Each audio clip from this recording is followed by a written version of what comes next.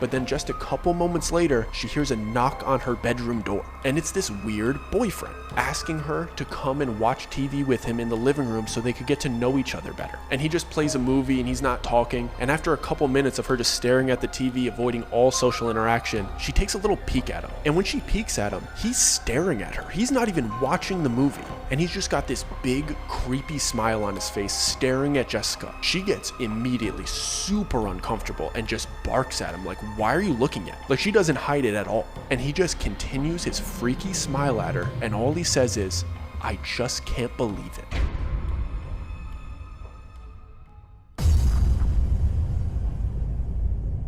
So this first story takes place in England, and it follows this girl named Molly and her boyfriend named Josh. I'm going to give you a little bit of backstory on Molly before we really get into the entire story, because I think it's very important that you understand who Molly is as a person. Molly was a health and fitness student at the University of Kent. She was an extremely outgoing girl that was just into fitness and positivity, and she tended to make friends very easily. And you know, when you go away to college or you transfer schools, sometimes it's hard to find a new group of friends, but it wasn't very hard for Molly. When she arrived at the University of Kent, it only took her about a week to find an entire brand new friend group that absolutely adored her. And her friends spoke extremely highly of her, that she was so positive and fun to be around, and she was just such a good influence to have in your life. They said she was that friend that whenever you needed to talk to her, whenever you needed a pick-me-up, you could go to her, she would get your mind right, she would go get a workout in with you, she would encourage you to be better. She was just a good person to have around. But she wasn't completely uptight where she was just solely focused on health and fitness. She was also able to have a good time. She went out with her friends,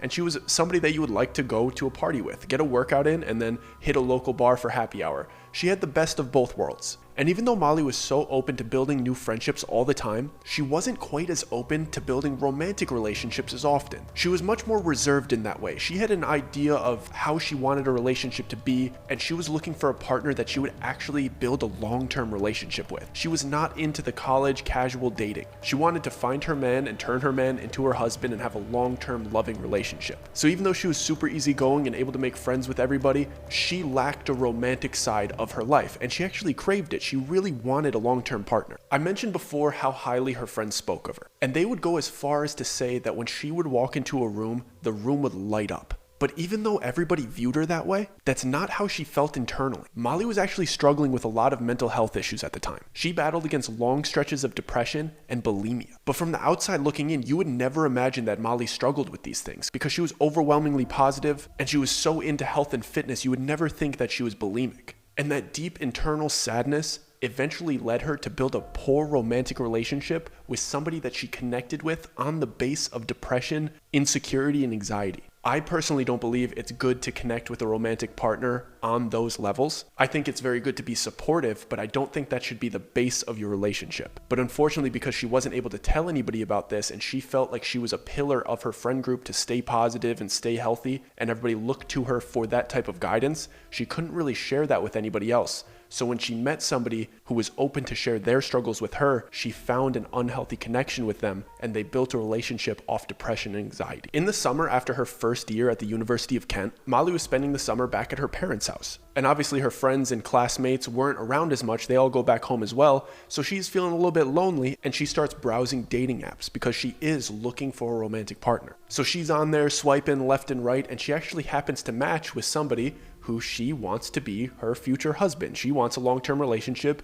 and this man seems to be looking for the same things, and his name is Josh. Josh was a 24-year-old that only lived 9 miles away from her. So immediately they're like, oh, that's not too bad of a commute, let's start texting. So they start casually texting each other, and he's nice, he's flirtatious, she's enjoying the conversation, and naturally, texts turn into small hangouts. Small hangouts turn into coffee dates turn into dinner dates, and what started as swiping right and casually texting built over the summer into what felt like a very strong new relationship. And they got really close over the summer, and it seemed like they started spending more and more and more time together. And she was updating all of her friends that were at home too, that she found this guy and they're having a great summer together, and she thinks she found somebody that she's going to spend a long time with. And her friends are so happy for her, and they're pumped to meet him. They were a very positive, sweet friend group, and they were just excited that their close, positive friend found a good partner. They were excited to meet this guy. But remember, Josh and Molly met over the summer when Molly didn't have much to do. She didn't have classes, her friends weren't around, so she spent all of her time with Josh. And Josh got very used to this, just having access to Molly at all times of the day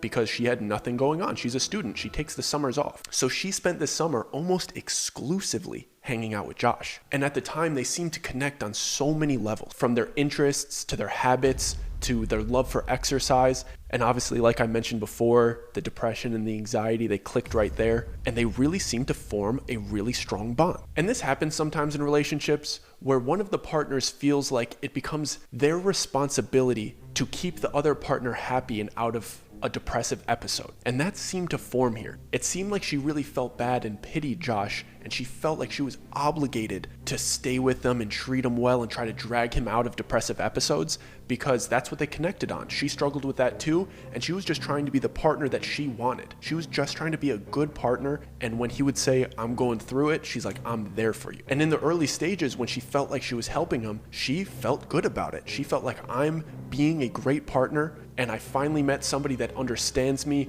in these deep, sad levels, and it just connected them even further. But Molly seemed to struggle with mental health for sure, but a lot of it was body image issues and what seemed to be just minor depressive episodes. She was just a little bit lost in life and just wanted direction, what most people in their early 20s go through. But Josh was experiencing something very different. Josh had much more sinister mental health issues. He struggled with anger and obsession, fear of rejection, and abandonment issues, and honestly much, much more. But Molly thought that she found somebody that she connected with on all levels, somebody who was like-minded and wanted to build a healthy relationship. But what she actually found was a dangerous, dangerous man that only saw her as an object that he possessed. So a few months pass and Molly and Josh are going steady, but her second school year starts. And like I mentioned before, they started seeing each other in the summer, so Josh was very used to having full access to Molly. And Molly wasn't spending any time with her group of friends. He was just used to her in isolation. So when the school year starts, Molly obviously starts meeting up with her friends and going to do workouts with them and get lunch with them, and she's just excited to start her second year of college with her besties. But now, since she's seeing Josh, Josh is obligated to meet those friends. And this is where it starts to get a little bit weird. Josh started to show signs that he didn't really like sharing Molly.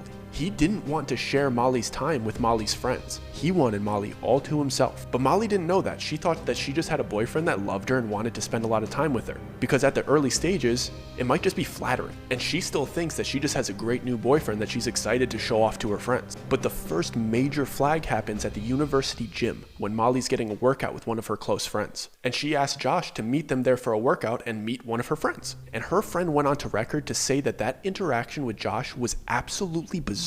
She said that she was genuinely excited to meet her friend's new boyfriend, but when he showed up, the vibes were off. She said that he was acting super awkward and not in a regular I'm nervous to meet my girlfriend's friends way, in a standoffish, skittish, uninterested way. Like he had no intention of building a relationship with this friend. And he only stuck around for a little bit. After he scurried off, obviously not enjoying sharing Molly with her friend, he started berating Molly's phone, just shooting her text messages about how he didn't like her friend. He was basically trashing this friend and trying to get in between their friendship. And this was just the first time. Things like this continued to happen. It seemed like anything that didn't have to do with him was not right for Molly. He acted like studying without him or spending time alone in her apartment by herself was an attack on their relationship. But he didn't straight up say it like that. He was much, much more manipulative than that. He would say things like he needs to be there for her when she would be studying. And he'd show up unannounced to her apartment when she's just trying to prepare for a test, saying like, I need to be here. And he'd just sit quietly at the end of the bed while she's studying for 2 hours.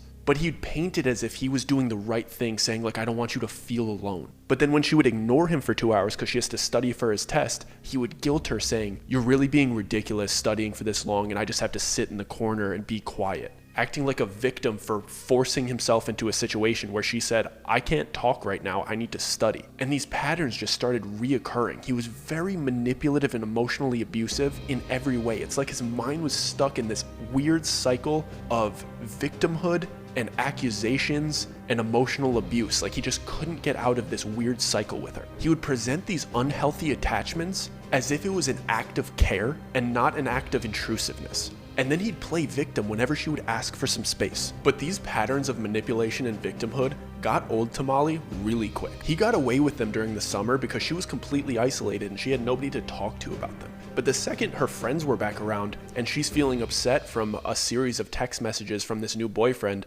and she shows those text messages to her friends, and they immediately go, hey, Molly, that's a bit weird. You're definitely not in the wrong here.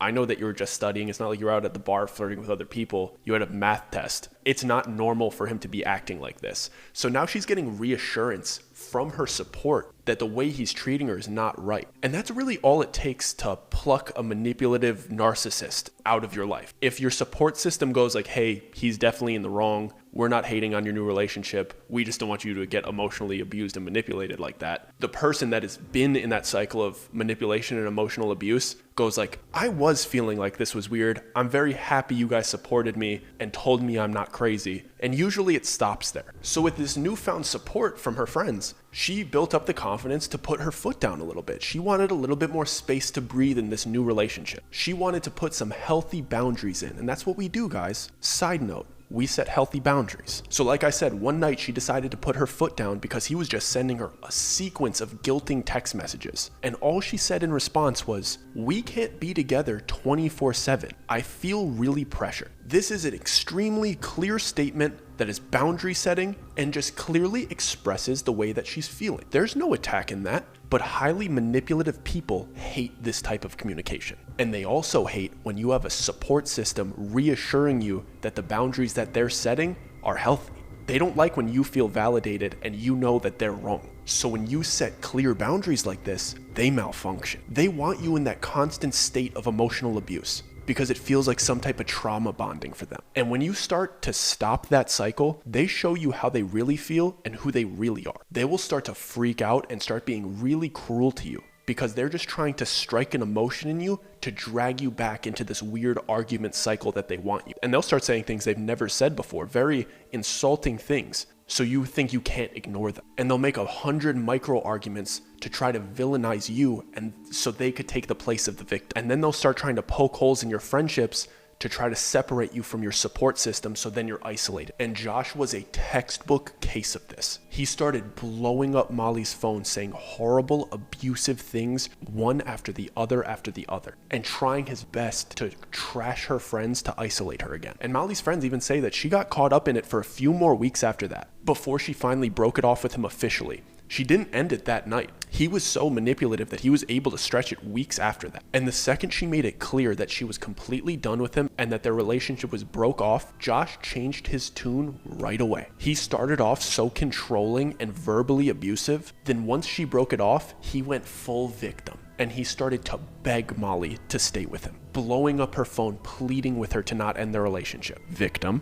I know you know somebody like that. What Molly didn't know is that this victim act was exactly what that was. It was an act. He wasn't actually sad or pleading. He was venomously angry. And she was not aware that Josh had been through multiple breakups just like this. And she wasn't aware of his behavior after those breakups. Josh had shown very violent tendencies after his last 3 breakups. One of the girls even said that Josh showed up at a bar that she was at, he shouldn't have known that she was at, and he walked up to her and spit in her face. And another ex said that he showed up at her house in the middle of the night and slashed her tires, and then called her after she went on vacation and told her that he was going to fly to where she was and drown her. And because Molly wasn't aware of these past horrible tendencies, he actually manipulated her and pleaded and begged until she gave him one more chance. All of Molly's friends advised her to not do this, but she made the mistake of reconnecting their lives because this guy wouldn't stop begging. And he was making all of these promises that this time it was going to be different. But like clockwork, the second they were back together, old Josh came back. He went right back to being horrible and controlling when a week earlier he was begging and pleading. But this time he took it up a notch. He didn't like that Molly was spending time without him, so he just started inviting himself to anything Molly was doing. If she got invited somewhere, he'd be like, when are we going? If she said she had an event to go to, he'd be like, what's the address? I'm pulling up. He tried his best to not let her leave his side. And all of her friends were like, this is really weird. He ruins the vibe of everything that we do, and he just waddles behind us like a little duck. And again, because his behavior is so weird and controlling, even though Molly gave him this last chance, she was already feeling again like, no, I'm probably gonna end this again. But you have to go through this horrible blow up cycle again, so she's kind of putting it off. She's like, maybe I could fix this if we go on a trip together. You know, we've been stressed about school and work and all of this, and we've been fighting a lot. Maybe a vacation would do our relationship right. But I always say the best way to find out if you actually like somebody is to go on to a trip with them. And this goes for friendships or relationships. If you guys go on a little vacation together, when you come back, you're either going to be like, that's one of my best friends, that was a beautiful memory together, or you're going to be like, I never want to see that person again. Because there's something about traveling with somebody that just shows their true colors. And Molly made the mistake of going on this trip with this guy, and she immediately regretted it. She was texting her friends right when they got there, this was a mistake, help me. It's never been worse. I'm not having fun. I shouldn't have come here. But luckily, she shouldered through this weird, horrible, controlling vacation with this weird guy that she already wanted to break up with. And she gets home and she knows for sure, just like I said, the second she landed back home, she's like, this guy is out of my life. That was the worst experience of my life. And she's planning to break up with him again. But Josh, being an emotionally manipulative master, knows right away that Molly is not feeling him anymore. He could feel the breakup coming, so he just starts trying to make those micro arguments through text again, because she's clearly avoiding hanging out with him, just trying to find the right time to break up with him. And Molly's birthday is coming up, so she's planning a fun little birthday gathering with her friends,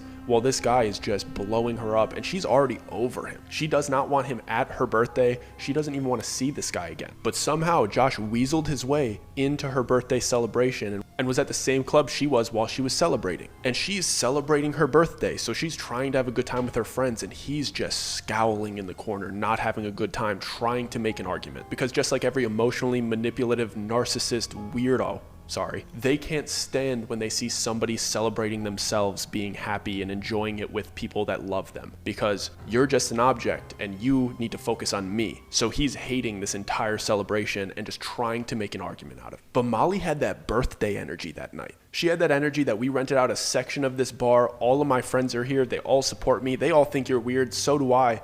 I'm not taking your shit tonight. And she was going to stand up for herself tonight after she had a couple shots. She had that energy and that confidence, and she did it. She ended it with him to his face that night on her birthday, and she was high on life. But this was actually the first time that her friends saw who the real Josh was. And he had a weird, menacing outburst, just yelling, "You hear that, everyone? She's done with me," and stormed out of the bar. But it wasn't regular. It was vicious. He was very, very upset. And I understand people get broken up with and they're upset, but this was different. He left like he was having a tantrum. And he never got like that when other people were around. He only got like that when he had Molly isolated in a room where she had no support systems and he could be angry and mean and show his true colors. That was the first time her support system saw how abusive he was. And everybody was like, "You go, girl. That dude is bad news." Molly and all of her friends were so happy to be rid of this guy finally. And naturally, Molly blocked him on all social medias. That's what you gotta do with an emotionally abusive ex. You gotta block across every platform, no contact, you're not trying to hear from them. Don't let them start those micro arguments again. But Josh had other plans. Josh had other seriously sinister, mean, cruel plans for Molly. He'd felt publicly humiliated by Molly in that bar, and he decided to publicly humiliate her back. He wanted to return the favor, especially when he saw that she blocked him on everything and was going no contact. He needed her attention somehow, but he had no way of reaching her. So he proceeded to do an entire social media campaign exposing her and humiliating Molly in front of all of her Facebook friends and family, and tagging family members and parents in very humiliating posts. He was absolutely dragging her name through the mud, destroying her online reputation with private messages and private pictures and paragraphs about how horrible she is, and he was just relentlessly posting on social medias tagging everybody that knew her. So she had to do something about it. She had to give her attention. But Molly did the right thing initially. She just contacted all of her family members and asked them to block him too. But he didn't seem to be slowing down at all, and he actually managed to get through to Molly through the WhatsApp app. And his mean, humiliating messages turned to very threatening, horrible, cruel ones. And that's when Molly knew this isn't a regular breakup. This is not just like a messy college breakup. This is something serious and cruel. At this point, Molly's genuinely scared that he's going to get violent with her. And unfortunately, Josh knew that Molly's parents were going to be out of town for the next couple weeks. Because we fast forwarded a few months and the school year actually ended and it's summer again. So she's back at her parents' house, not on the university, surrounded by her friends. And Josh knows that her parents are going on vacation for like 2 weeks and she's going to be home alone, defenseless. And Josh knows where she lives, so she's genuinely scared. So Molly decides to go to the police station about this situation and report Josh to the police with printouts of all of the posts that he's been making and just asking if the police could do anything about this. And the police officer obviously can't just go arrest Josh. It's just social media stuff. It's not like he was exposing unsolicited pictures of her. He was just exposing text messages and things that could potentially be untrue. So there was nothing really criminal about it. They couldn't really do anything to him. But the police officer, being a good man, said, give me his phone number. I'm going to give him a call and I'm going to scare him. Like, I'll get this guy to stop bothering you. So the police officer calls him and actually leaves it on speakerphone so Molly could listen in. And he basically says, hey, I'm a cop. I see what you're doing. Stop harassing this girl. Take down all that stuff. And just being lightly threatening about it. Like, don't let this escalate any further. Like, we have our eyes on you. But Josh is showing no fear in his voice. He doesn't sound like he cares about any of the consequences. And the phone call is coming to a conclusion and the police officer just asks him one simple question. He just says, we're not going to have to talk about this again, are we? And Josh replied, aren't we? He was not even remotely intimidated by this guy. And he was planning on continuing this horrible behavior with no fear of these consequences. And Molly was shook. She thought for sure that he'd back off, especially to a cop calling him. There wasn't even a quiver in his voice when he said, aren't we? Like he was saying, you're going to have to call me because I'm not stopping anytime soon. And this scared Molly so bad that she actually printed out pictures of him to hand out to all of her neighbors to keep a lookout. And she was right to do so because Josh was not finished with her. A few days later, Josh went to a local store that was much like a Home Depot here in the US. And Josh bought a paring knife and a pickaxe. And on that same day, he called the police back saying that he would agree to take down all of the posts. But Josh was one step ahead of them. He was already accumulating weapons for what he was going to do next and sent a bluff to the police by agreeing to take down the posts to try to get Molly's defenses down. Josh had already started manipulating another girl, and he actually had convinced this girl that Molly was such a bad person that she should help him get access to her private social media pages so he could find out where she is. And we don't know the in-depth of that manipulation, but for some reason this poor girl was manipulated by this cruel man to give up the location of Molly at a play-by-play of Molly's behavior through her personal accounts. And Josh used these accounts to monitor Molly's movement. And this is where the stalking starts to come into play.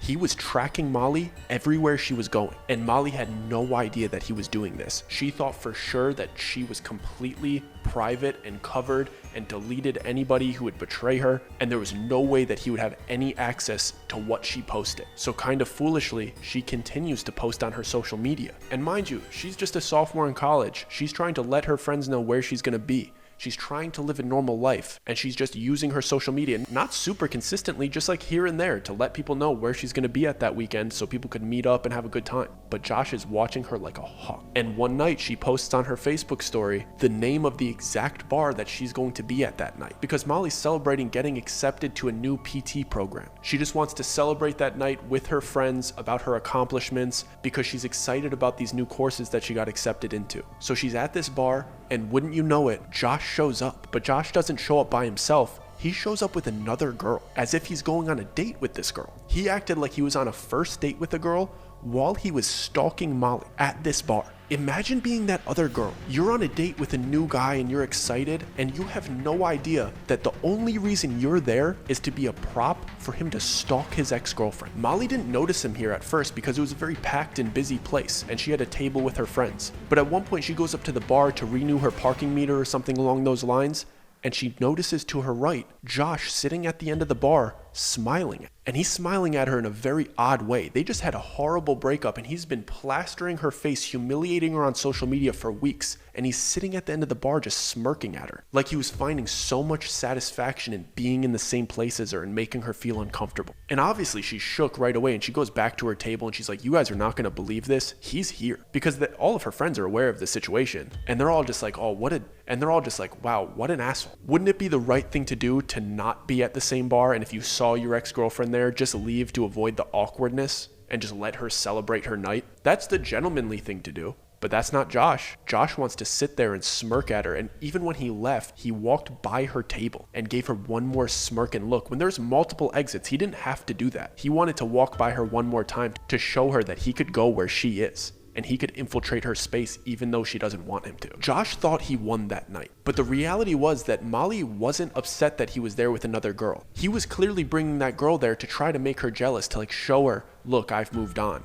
Other girls want me. He wanted that jealousy out of her to get her attention, but Molly immediately said to her friends, guys, don't worry. I know I'm not in love with him. I don't feel a thing. And she's just still happy to celebrate her courses. She does not love him anymore. And he did not like that. He wanted this to be a jealousy love triangle to drag Molly back into his weird drama. But all he got was the cold shoulder, and he left pretty frustrated. Even though Molly wasn't upset seeing her ex-boyfriend with another girl, she was annoyed and uneasy that he was in the same space as her. So she left early and she decided to go home to watch Love Island, and she wanted to go work out early the next morning. And she gets home safe. There's no issues. He's not waiting for her outside. She just gets in her car, she goes home, she gets a good night rest, and she's up bright and early the next morning to hit the gym because she would post gym videos, so she wanted to get there early so nobody was in the background of her recordings. She liked doing the health and fitness content, and she's not even thinking about the random run-in from the night before. She's just moving on with her life. She just wants to get a good workout in. And she gets to the gym and she starts training. And like I said, it's extremely early, so nobody's really at that gym. It's just her there. And she has one of those back rooms. It was actually so empty that she had one of those rooms that they usually use for the Zumba or workout or yoga classes. She had it completely all to herself. There's nobody else in there with. And for the second time in 24 hours,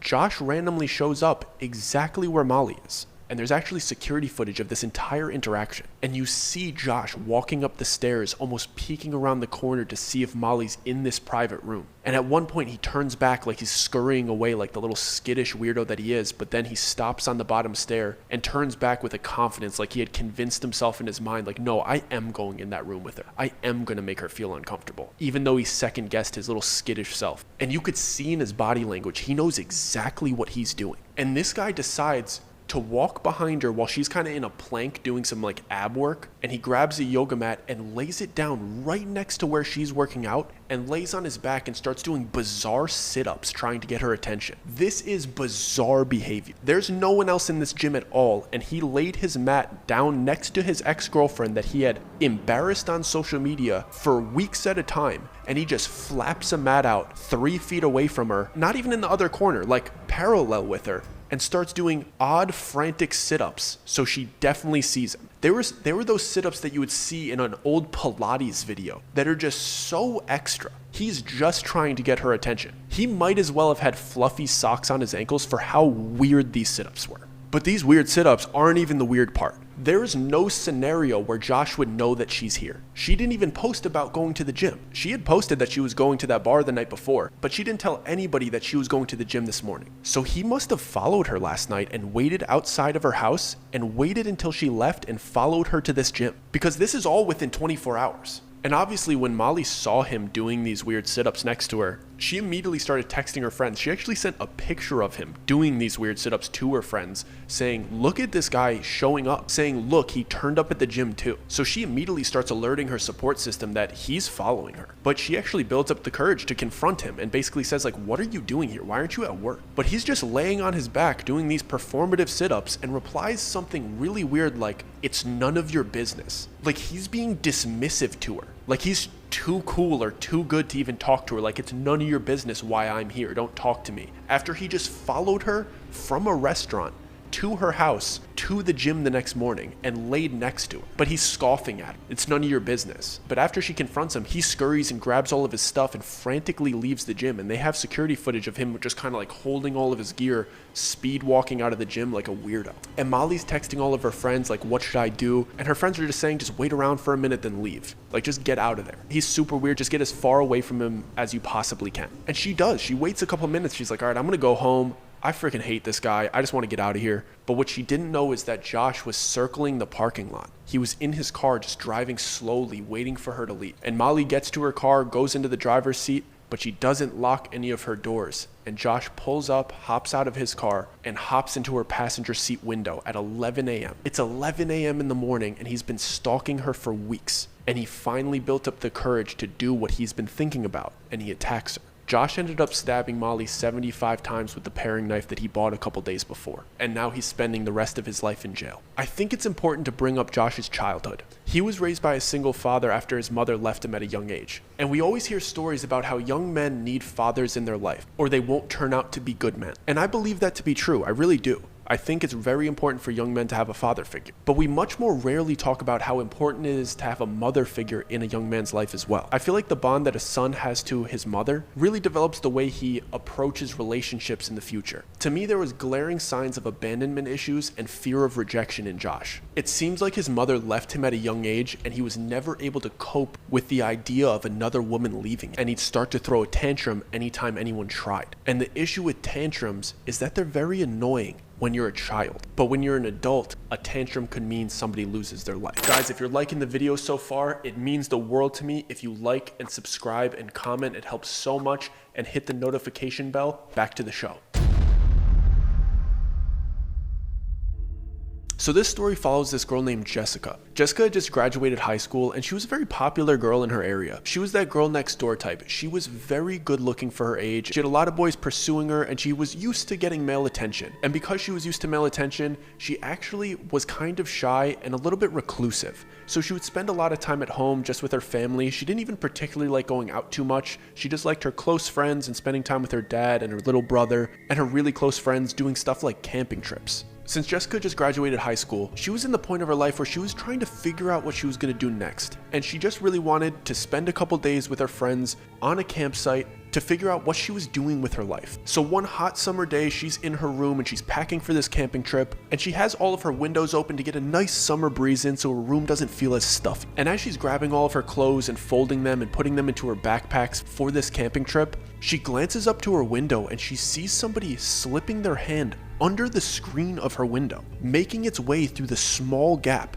as if it's maybe trying to open it and then climb in. Jessica freaks out because she's at home, but part of her thinks that it might just be her little brother playing a prank on her. It's not above him to do that. He likes to mess around. He gets bored at home sometimes. So she kind of theatrically screams, even though it freaked her out, but she wants to go run and find her brother to be like, hey, don't do that to me. She's not fully convinced that it's actual danger, but when she runs into her little brother's room, he's locked in playing video games in his room, headphones on, talking to the group chat, and has no idea what she's talking about. And then she actually gets scared because she's like, okay, that wasn't my little brother. My dad wouldn't do something like that. He would announce himself before something like that. So she's genuinely scared at this point. She runs up to another window and she looks out of it into that same area where that man would be, and she sees a figure of a man in her backyard. Now she freaks out even more. She runs to her parents and goes and tells them exactly what she saw, and they immediately start to call the police. And when the cops arrive, they search the area and they don't find anything. The only thing the police could do is demand that the family lock their windows and their doors and just keep a lookout for this guy if he returns.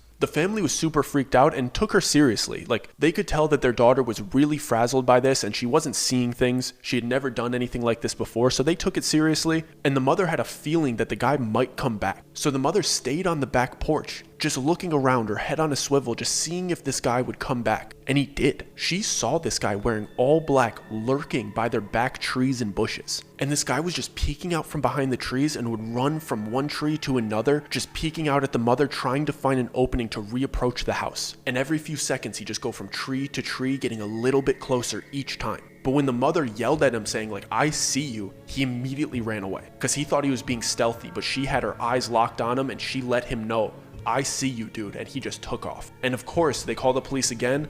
The cop car does a U-turn, comes back, and they don't find anything again. They cannot find this guy. But since the cops weren't very helpful, the parents decide to install motion detecting lights in their backyard area. So if anybody comes back there, lights turn on immediately. You get a better look at the guy. And obviously it's a deterrent for anybody that's trying to creep around the house if a spotlight just goes right on them. And it actually fixed the issue for the time being. They didn't see anybody for a while. It was a good deterrent. But like I said, Jessica was going on a camping trip to figure out her life. And while she was there, she had the realization that she wanted to move into the city. She wanted to be ambitious. She wanted to be around a hustle and bustle city and get her own apartment and just kind of find out who she was for a few years. So she picks out a place and she's excited. It's not anything extravagant. They didn't have money like that, but she's just excited to have her own place and have her own space and become the woman that she wants to be. And she's just genuinely excited about living in the city. She was very grateful for her apartment. It was everything she wanted it to be. Like I said, it was nothing extravagant, but the only real issue that she had with this place is that there was street parking, and she wasn't used to that. She always had a garage. She liked being able to just pull into her garage and she's in her house safe. But when you live in a city,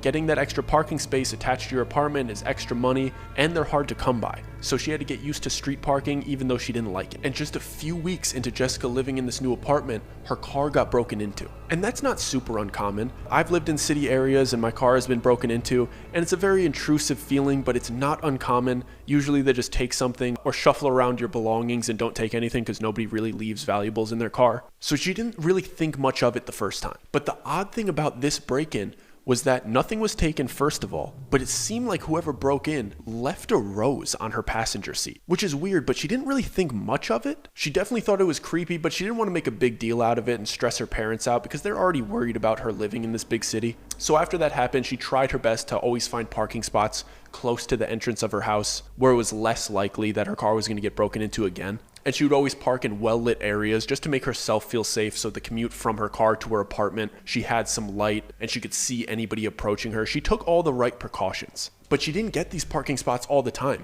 That's just what it is living in a city. So sometimes she would have to park down the block in a dark area. And it was almost like clockwork. Every time she parked in the dark area a little bit further from her apartment, her car would get broken into just about every time. And it was happening on a weekly basis, but this person was never stealing any. And the things that she would start finding in her car got a little bit weirder each time. It started off with the rose, but then one time she went in there and there was a pair of male underwear on her passenger seat. And then another time she found a bag of candy, which happened to be a bag of Tootsie Rolls, which also happened to be her favorite candy. And that really creeped her out, because how would this person know that this was her favorite candy? It was almost like they were leaving her gifts. The rose and then underwear, really weird, and then her favorite candy. It was escalating and becoming more personal. And she started to think that whoever was doing this must know her personally. So then she starts to think, are my friends pranking me? But then the occurrences started to get a little bit more intrusive. And she noticed that when she would do laundry in the basement of her apartment, items would go missing. And one time she left her laundry down there and she had to go do other chores, and when she went back down to retrieve her laundry out of the dryer, all of her bra and panties were missing. Someone had went into the basement of her apartment, opened her dryer, and taken all of her undergarment. This was a major red flag to her. She started looking at all of her neighbors a little skeptical, because who would have access to the basement laundry room other than them? So she starts to get a little bit more paranoid, but what is she really going to do about it? She could just be paranoid and be upset that she doesn't have any of her underwear and just go buy more. There's not much you could do in that situation. And like I said, Jessica was a very attractive girl, and guys constantly asked her to hang out and go on dates, and she met this one guy that she was like, oh, I kind of like him. We went on a couple little dates, so she invited him over back to her house. But while this male friend was at her house hanging out, somebody was clearly upset with this and slashed this boy's tires. And by the time he left and got back to his car, he texted her and was like, somebody slashed all of my tires. And she felt that that was a very personal, if not a jealous attack of somebody that is watching her movements. This is when her paranoia turned into genuine fear, and she actually started looking for other places to live because she didn't like how consistent this was. And she had made the decision, I'm definitely moving. And she was actually in the process of narrowing down a couple of apartments, and she was going to leave in a few weeks. And that was the first time that she received a letter. And this letter was clearly from a stalker, somebody who had been watching her, following her, and knew her pretty well just from watching her. And in this letter, this stalker confessed that he was in love with her,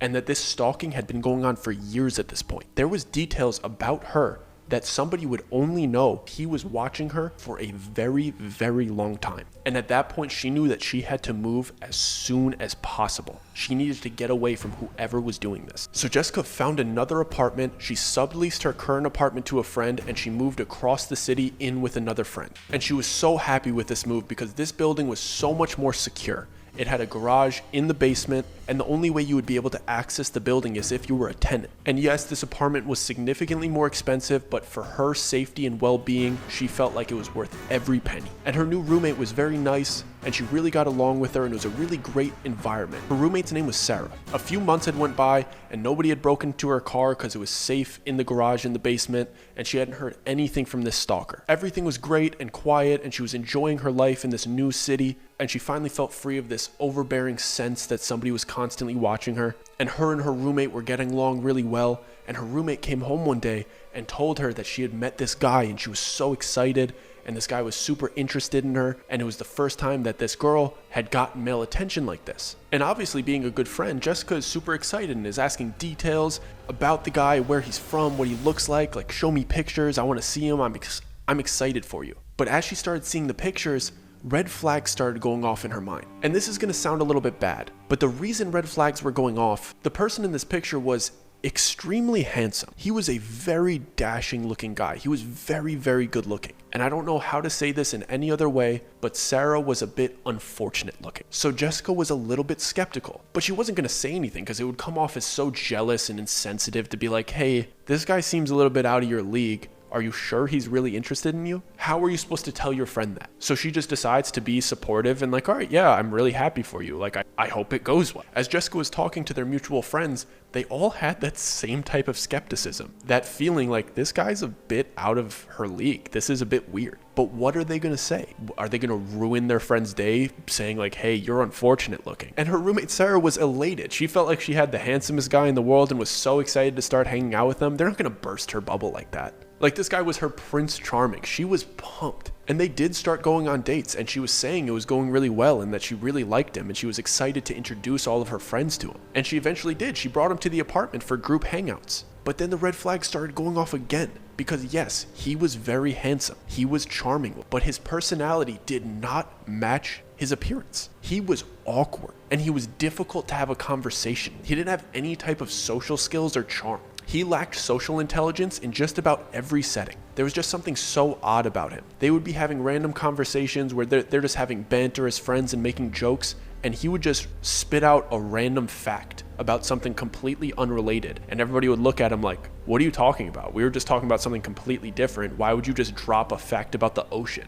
Like, is that your way of chiming into a conversation, just completely changing the subject in a weird, awkward, dry way? And Jessica just started getting really creeped out by this, and she was like, I need to dig a little bit on this guy. And mind you, Jessica had deleted all of her social medias because of how much that stalker situation had freaked her out. She just wanted to be a ghost on the internet so nobody could track her at all. But she made a little burner account to go and creep on this new boyfriend of her roommate. And everybody's guilty of this. Everybody's went and creeped on somebody's social medias to try to get a little bit of insider information, just to scope them out a little bit. And this guy's social medias were so off. You know, when you go to a regular person's socials, they just look genuine. They're usually pictures with a bunch of friends or family or pictures of them doing their favorite activity. But this guy's was just weird. It seemed like he didn't have any friends in real life, and his friends list was filled with people that didn't really have any connection to him. Like, Jessica knew some of the mutual friends on his friends list, and none of them said that they ever knew him or hung out with him. They were just like, yeah, I just accepted a request. People just like seeing their following list go up. And all of his pictures were just selfies. They were all just pictures of himself. And as a man, I know that that is just an absolute red flag. Like, no guy's Instagram is just selfies. That is just a red flag of this dude's weird and bizarre.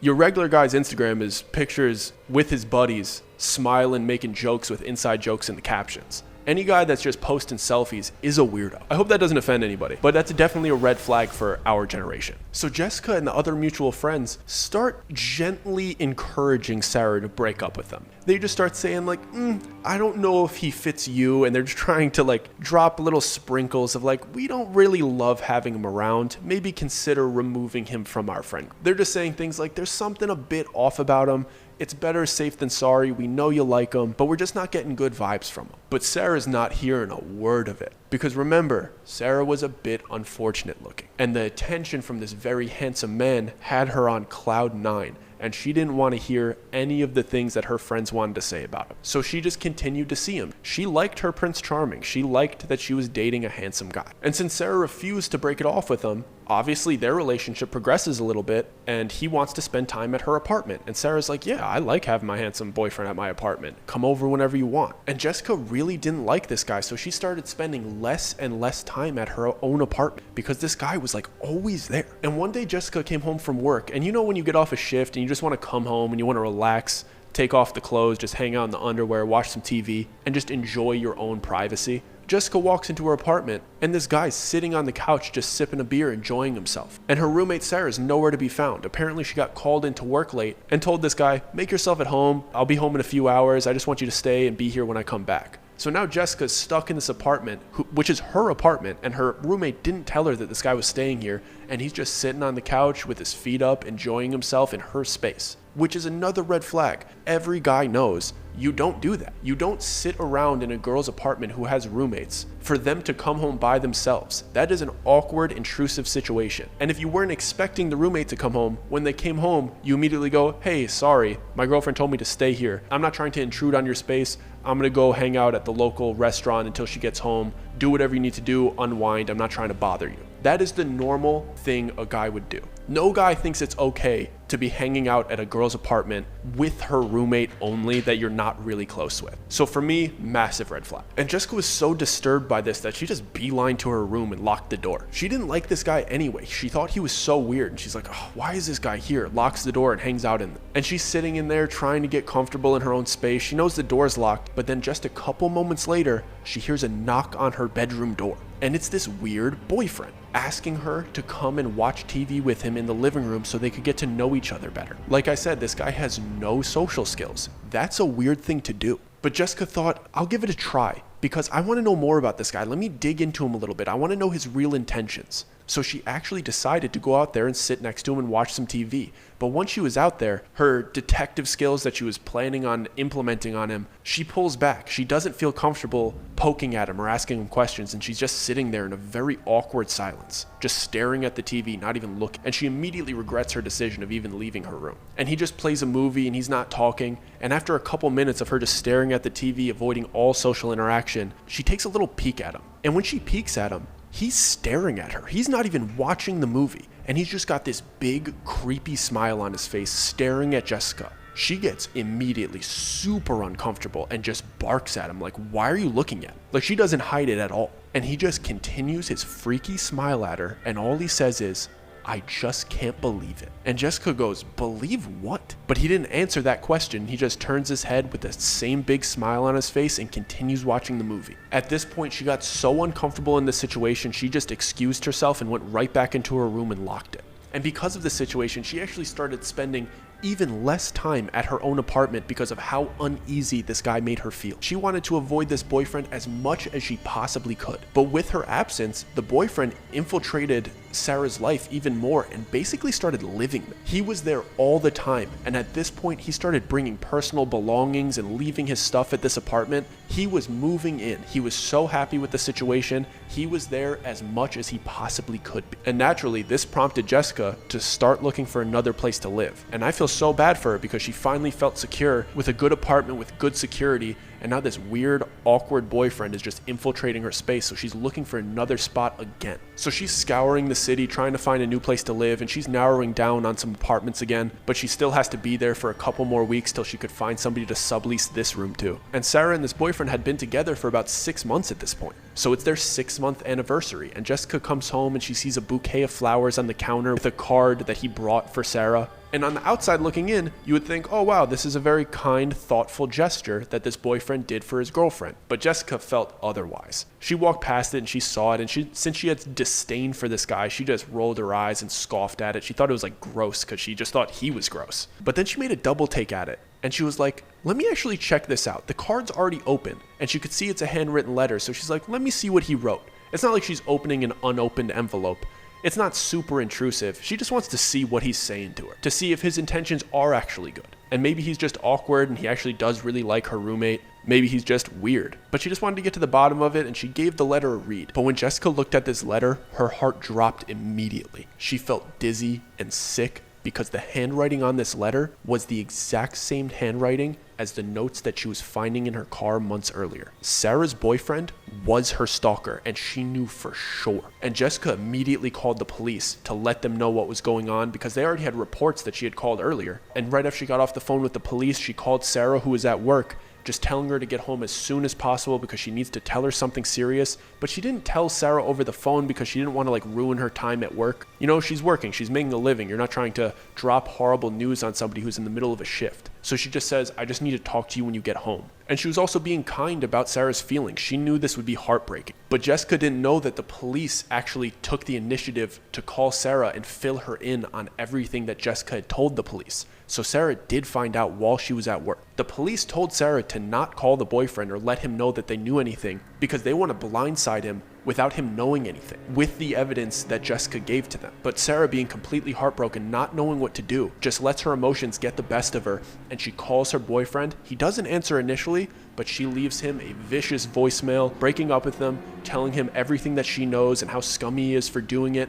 But now the boyfriend knows everything, and nobody's seen him, nobody's located him. And he definitely heard this voicemail because they never saw him again. He just disappeared off the face of the earth. And the cops tried to look into him. Sarah and Jessica gave them all of the information they possibly could, everything that they knew about him, his name, where he said he worked, all that. But when they looked into it and they went to where he said he worked, they had no record of anybody with that name. And they went on to asking Sarah, like, do you know any of his family or friends? And she realized that she had never met any of them. And she had no proof that he actually had any relationship with any of them. And when they looked into them and their profiles, they were all fake. This guy was completely fake. His social media presence was completely fabricated. And Sarah realized at that moment she was dating a complete stranger that she knew nothing about, and she probably didn't even know his real name. But after he disappeared, he didn't have time to come back to her apartment and grab his things. He had to disappear because they had proof that he was the stalker. So they had a bunch of his items still in Sarah's room. And naturally, Sarah and Jessica decide to go through them because this is a weird situation. Let's see if he left any here that leaves any clues, any indication of who he really is. And in Sarah's room, they find one of his duffel bags, and it's filled with some regular stuff like gym clothes and things of that nature. But there was a small compartment on the side of the duffel bag, and when they pulled out what was in it, they found a bunch of pictures of Jessica. And these weren't just pictures of Jessica while she was in her own kitchen within the last few months. These were pictures of Jessica for years. Pictures that dated back legitimately years. I'm talking so far back before the first incident where she saw somebody in her backyard and saw somebody reach in through her window. Well before that. And then they found all of the missing underwear and panties and bras. And they even came across a necklace that Jessica was like, that's definitely my necklace, but I don't even remember losing that. And then another weird one, they found a coffee lid. And Jessica was like, that's my lipstick on that coffee lid for sure. So he went dumpster diving to get something that she had put her mouth on. And the police never were able to get a beat on this guy. They had no real information. They just knew that this was 100% the stalker. They had overwhelming evidence that it was the same man, but they didn't know who that man was. So Jessica's world is falling apart, and she doesn't know what to do. She can't just move to another part of the city. She doesn't feel safe anywhere. So she decides to take an opportunity overseas. She needs to get out of the country to feel safe from this man. But even when she's overseas, she explains that she was still looking over her shoulder everywhere. In a different country, she still felt like this guy was following her. She felt like he might be lurking in the shadows in any place that she looked. And naturally, Sarah and Jessica had a falling out because the roommate had to digest the fact that she fell in love with a complete stranger and put her roommate in danger. And that just corroded their friendship completely. Not to mention how gross you must feel thinking that somebody's in love with you, but they're actually in love with your roommate. It must have just been a horrible feeling that she didn't want to remind herself of by continuing having conversations with Jessica, and their friendship just completely fell apart. And Jessica eventually moved on. She found a man in her new country, and she got married, and she had kids. But she says to this day, when she goes home and visits her parents, she has this overwhelming sense of anxiety and dread because she feels like he's somewhere around there, and she doesn't even like going home years and years later. And she can't seem to shake the feeling that the stalker is going to find her again. So that's the end of this story, but I just want to talk about the concept of stalking for a bit. As I was researching this, it became overwhelmingly clear that laws don't really protect people that are being stalked, and there's nothing much that cops could really do about it until this stalker becomes violent. It seems like the only thing that you could possibly do is get a restraining order. But to get a restraining order, you need to know who the person is. And a lot of the times people know exactly who their stalker is. It's usually an ex or something of that nature. But in this case, they don't know this guy's name, so they don't even know who to pursue. They don't know who to send a restraining order to. And it was actually kind of disgusting looking into it. The fact that there's girls in this country that have no protection from the law from stalkers. People could just follow them everywhere, break into their cars, leave them notes, steal their underwear, and there's nothing that the police could really do about it. And I'm not saying I have any genius solution for it, because I don't really know what to do off the top of my head about it either. But when I was looking into this, I started feeling for all of these girls that have went through stalking, and how long this probably follows them. Even if the stalker is put away in jail, or if they just moved on to their next victim, they get infatuated with somebody else, I can't imagine that sense that somebody's following you ever goes away. Let me know if you guys like this subject and want me to tell more stories like this. Well, that wraps it up for today, guys. I hope you enjoyed those 2 stories. I hope you've been enjoying the frequent uploads. If this is your first time on the channel, I encourage you to subscribe and hit the notification bell so you never miss these types of stories. And I encourage you to comment to let me know what subjects I should do next, because I really like direction from the audience. It makes me happy giving you exactly what you want. So please tell me your opinion in the comments. And if you've never hit a like button in your entire life, let today be the first day. We're uploading videos at least 2 times a week. So just know if you need a good story, we're here for you and we're going to keep delivering. And if you really want to support this channel, click the join button below and join the exclusive membership for early access to these stories. And the more memberships that we get, the faster we can get content out. I just want to deliver to you guys what you want and what you deserve. So please click the join button below and I'll catch you later this week. Peace.